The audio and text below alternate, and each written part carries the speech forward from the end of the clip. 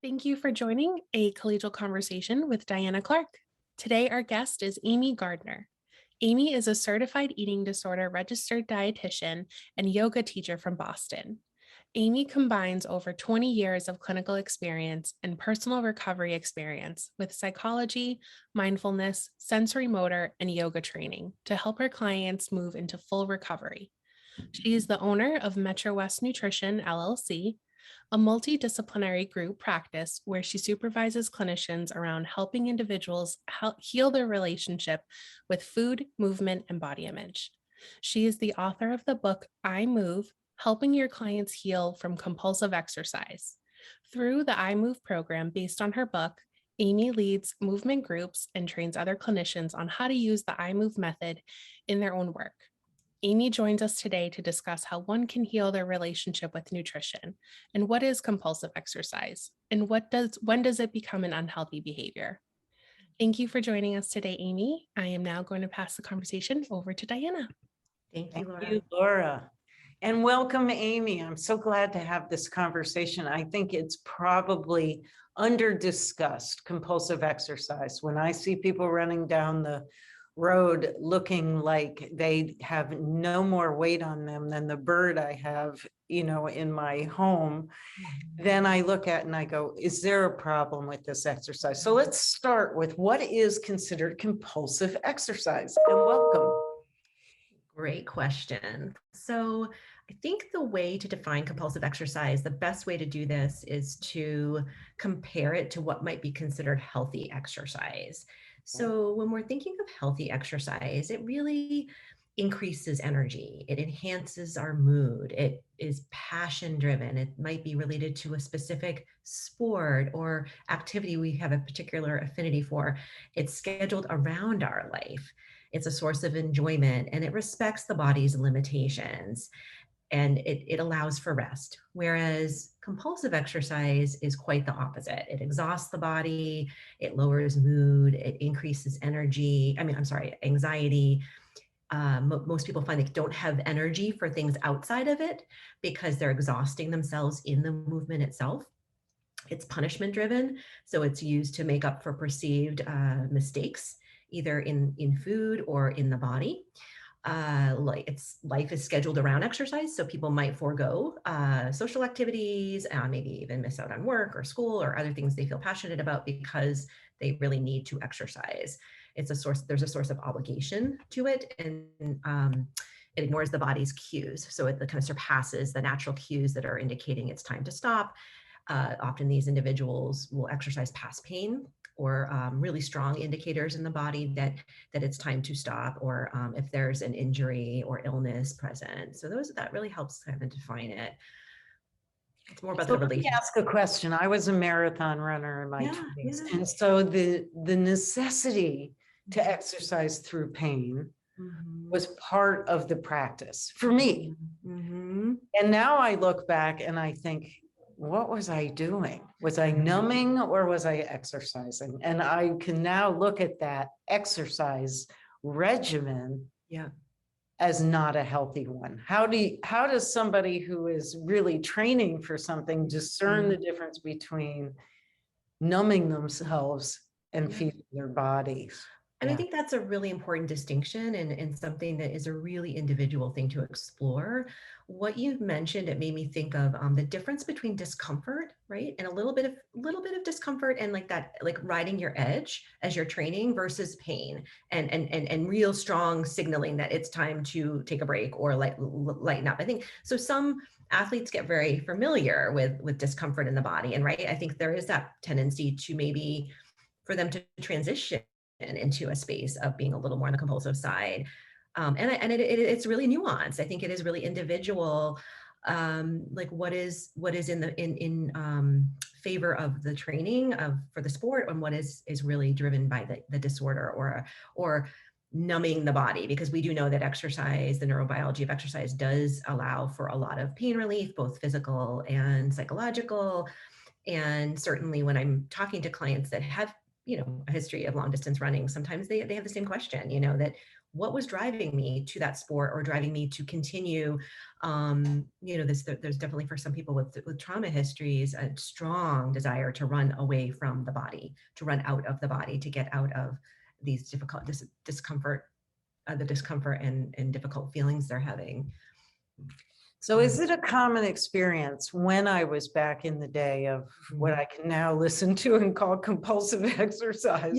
Yeah. When I was compulsively exercising, an injury was catastrophic to me because I may not be able to exercise for a few days. I'm not even talking about weeks or months.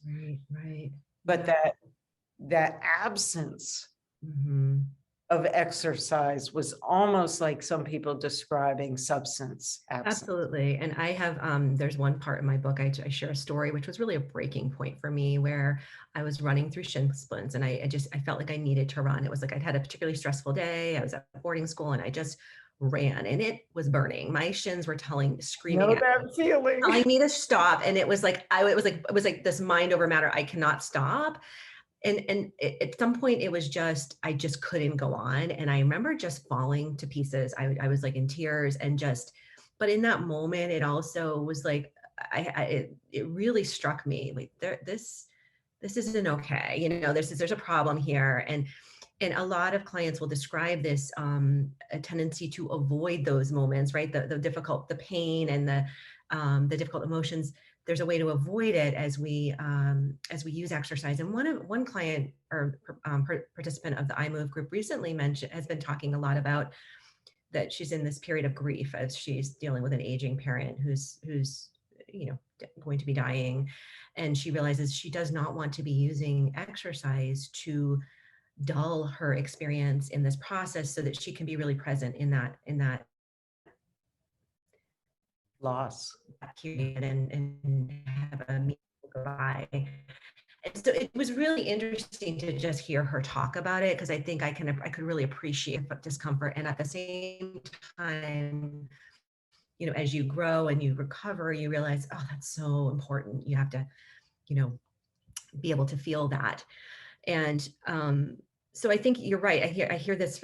I've had clients that will actually forego surgery or put surgery off that's necessary for their body, like a knee surgery, because they can't imagine having to take the time off of movement. And so here they are running and their knee joints are banging against one another, it's really, really hard. So I think, it's concerning and something that we need to address and help people find a different relationship with movement.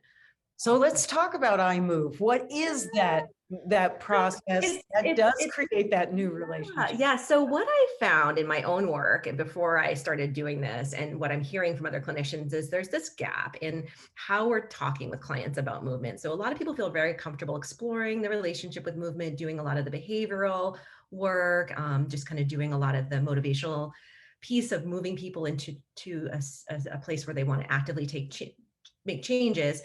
Where there's a gap is like, well, how do we change the quality of the relationship, right? How do we actually get people to meditate and get people to do these breathing exercises we're presenting and have them have different kinds of experiences in the movement? And that's where iMove really comes in, where generally in a group setting, we're doing, it's a combination of educating people about the neurobiology of movement and exercise and how alternative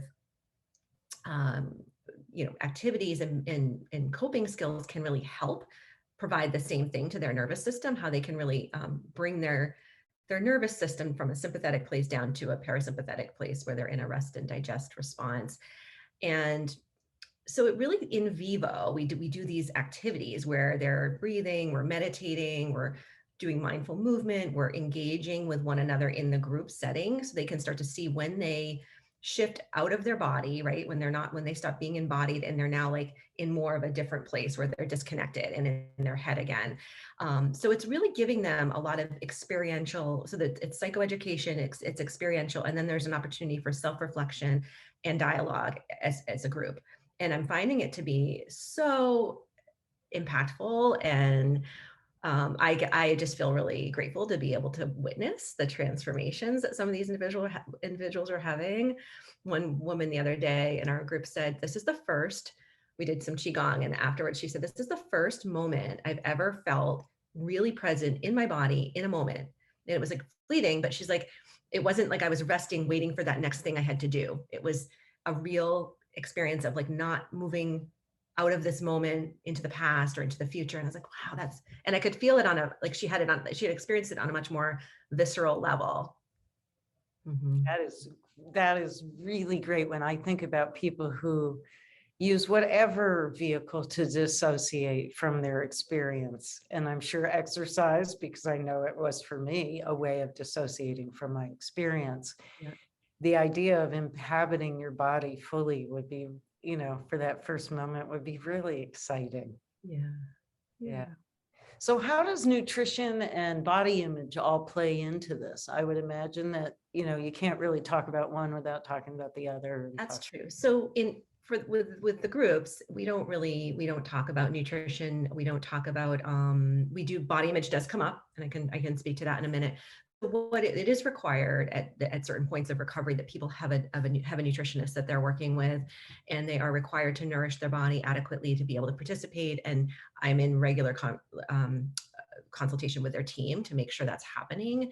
So they have to be in terms of the active part of iMove, they really need to be at a certain point in their recovery and their ability to nourish their body. And it's important, again, they have support around that. It's not necessarily through the group, but in concert with the group.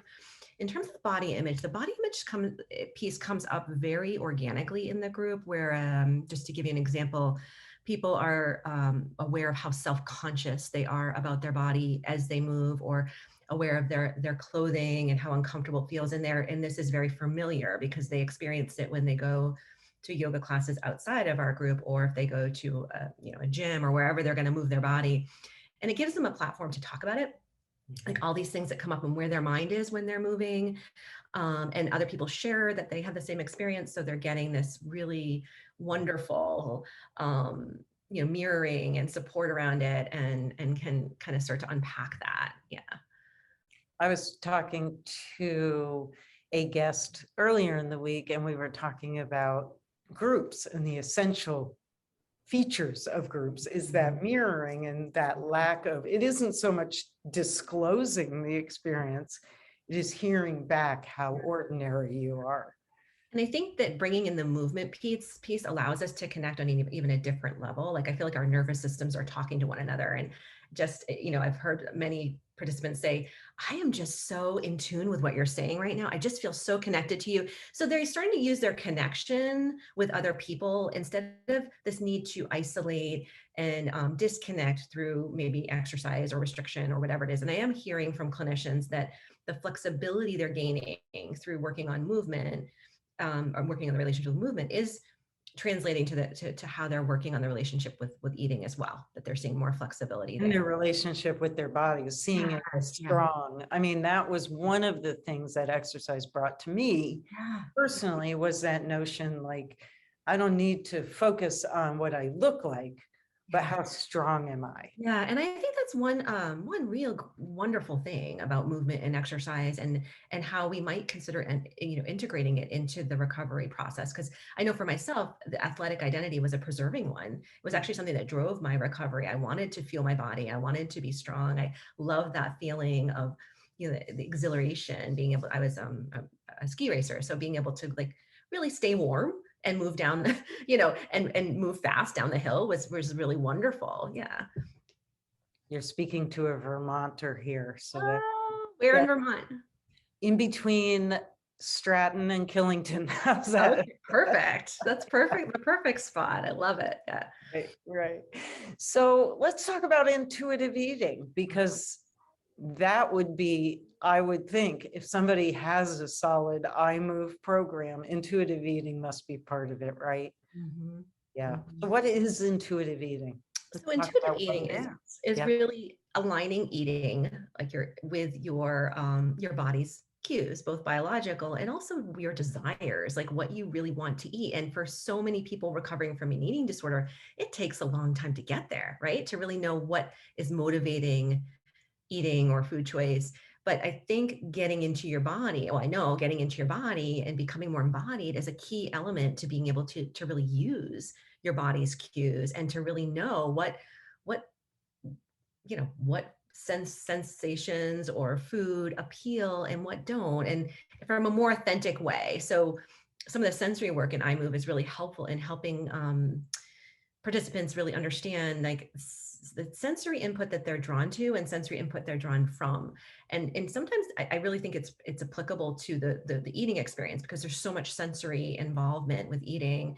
So we talk a lot about that. Like, think about when you're sitting in front of a meal or food and you're feeling really repelled from it. Just instead of like having that signal that you're not supposed to eat, maybe just be curious about that input and what message it's sending to your body, and just noticing it. And so that brings in that mindfulness, so that they're, instead of like, responding to that initial resistance, they're being curious about it. Like, instead of like saying, I'm not going to eat, that this is bad, my body is telling me this is not something I should be doing, they get curious. And I think the more opportunity they have to really know that, okay, just because my body's sending this signal doesn't mean it's a bad thing, doesn't mean it's a good thing, it just is. And how do we like keep looking at that a little bit differently, and getting them familiar with what's going on in their body, and being able to increase awareness, so that they then can have an impact on it, right? Sure. Do you work with pregnant women? I have, certainly in my nutrition work. I haven't in the movement group. I haven't done that. I had one woman that actually found she had to stop doing it because she was so tired in the evening and had a lot of morning sickness after becoming pregnant. So I don't know. I mean, I'm sure that that there's some application for it. Yeah. Right. I think of intuitive eating, and the time I ate the most intuitively was when I was pregnant. Yeah, And I find that for a lot of people to be true, because it's this real, I mean, talk about a purpose, right? For eating, it's, you're growing a human life. And I think most women really let go of a lot of the body image concerns, at least temporarily. And I think it's a very freeing time for many women who've struggled with disordered eating or body image issues, to really just, and, kind of be thinking differently about food. And right. For me, it was even more that I stopped thinking about it. I started wanting. And the strong physiological urge to eat. Yes. Physiological for protein, for things that I was able to avoid before that. Right. Yeah. And there's pretty significant physical consequences to not eating enough during pregnancy. Mm-hmm. Right. Yeah. So how are you training professionals in this iMove? That's good. So my pilot is just starting in October. I'll be, so I'm really excited. I put together a 12-week training program that includes video modules, some self-study, meeting weekly to do some intensive work together, both experiential and kind of talking about cases. And the goal is that people will be able to lead these groups, and I can share the experience I've had leading the groups, and they can use this as a platform for supervision as they start to do it themselves. So I'm excited about it, and really want more people to be able to do this. So whether it's, I'm making the book very accessible. I also have a client workbook that accompanies the book that I'm happy to provide any of your listeners. And so the training is really for people that want to go a little bit deeper and become, an iMove practitioner and be able to bring this into their work. That's great. I love the idea. Do you use music in iMove? Do you do some dancing? We do. In fact, one of the things we did a field trip. We all went to a NIA class. It was originally going to be in person, but then with COVID restrictions, we had to I'll do it on Zoom. So we all did it in our respective houses, and then we came together and processed. That was really fun. And I do bring music in when we do movement. And actually, I really love. I love talking about neurobiology, and the concept of the vagus nerve is like so fascinating to me. So the fact that we can listen to music and it stimulates our inner ear muscles, and that actually activates our rest and digest response is so fascinating to me. So it increases cortisol and I love that. So we do bring it in, and I think we talk a lot about like different polyvagal activities like music, art, nature that ways people can really soothe their system. Mm-hmm. So before we close today, I would love to hear about a case that was really a challenge that seemed to respond in a way to this protocol that was a gift to you. Yeah. Yeah. So that's hard. There's a couple different people that come to mind, but this one particular individual has really just had such an amazing experience through the work we've done. She is someone that was a triathlete, and she realized that her experience in triathlons was really connected to her eating disorder. It was served as a way to isolate her from, and when she was feeling socially disconnected or having any insecurities around relationships, she would just go and train, run, swim. She'd also been a collegiate swimmer, and she's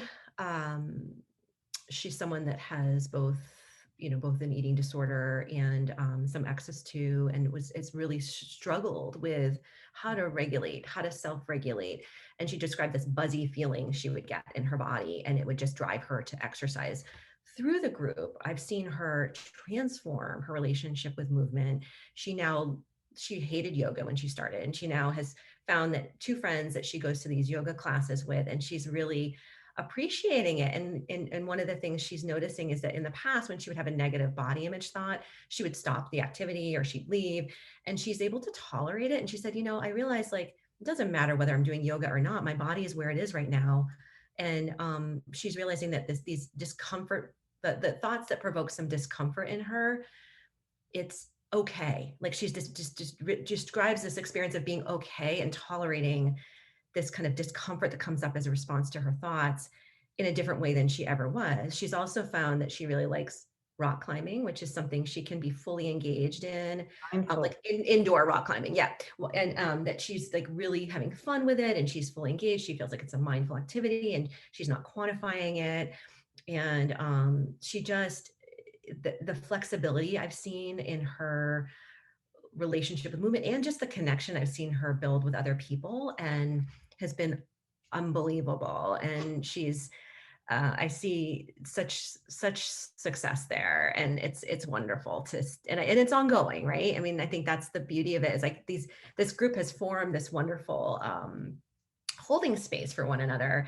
This one group I'm thinking of, that I'm continuing to do more intro groups to have for people that are like more in like the pre-contemplative contemplative stage of change, where they need to, like, just do a little more motivational work before they're ready for this. But the active group I've been kind of just adding to it, people to it. It's been such a holding space for these individuals, and they just want to keep doing more. And I think that they're growing.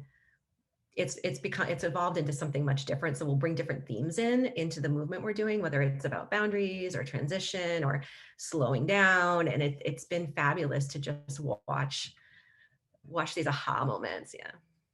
Thank you. I love the image of, not only does your face just glow when you talk about this work, but I love the image of a group of people who are not just sitting in chairs around one another, but able to move. Yeah. Access different things because of movement. And moving from the bottom up, right? Coming into the body. And we know that's where trauma is stored. And not that everyone has trauma, but I do think, actually, quite honestly, like, eating disorder recovery in itself is traumatic. So, and I think there's like different kinds of trauma, and most people have some form of it. Absolutely. Absolutely. Even if it's not big T trauma, it's small T trauma. Yeah. Just growing up in our culture by and large. Absolutely. So anything else before I let you go on to your movement day? Anything else you would like to share with our audience today? So I think one of the things that I want to share is, I feel like in the eating disorder community, in the field of professionals, it's always been kind of taboo, or we've had a hard time kind of like figuring out how to navigate the exercise and movement piece. And I do feel like there's an application, and there is some research to support how it can be helpful through the recovery process. And there's actually a resource, Safe Exercise at Every Stage, which helps to provide a real clear roadmap for like what can be added at different points and how. But I think what I want to say is, I think we do need to really bring more embodiment work and body-based work into the eating disorder recovery process, so that, the eating disorder recovery process isn't an extension of this disconnection from the body, and patients are just trying to get through the meal, get through the treatment, and get out. And live their life. And in my personal experience, while exercise served as a way to escape my body and numb and dull and, all those things, it also finding mindful movement and certain types of movement really served to facilitate my recovery process and exponentially. So I think those are the pieces. I can see that. So my goal would be, and I wondered about this, the opposite of disordered eating, I think, is joyful eating, and the opposite of compulsive movement is movement that you find joy in. So joyful movement, absolutely. Joyful movement. Yeah, we will all become Sufis and spin. That's to me. So thank you, Amy Gardner. Do you have a copy of your book you can show us, or a link? Yes, actually. A copy right here. iMoveä. Yeah, and I've got it all bookmarked for spots that I bring it into groups sometimes. You can actually people can get this book at iMove-book.com. You can request a free copy and get a PDF. There's also the workbook, which you can get at iMoveMethod.com. So, hey, well, thank you. I shall be getting my copy. Awesome. Amy. Have a great afternoon. You too. Take care.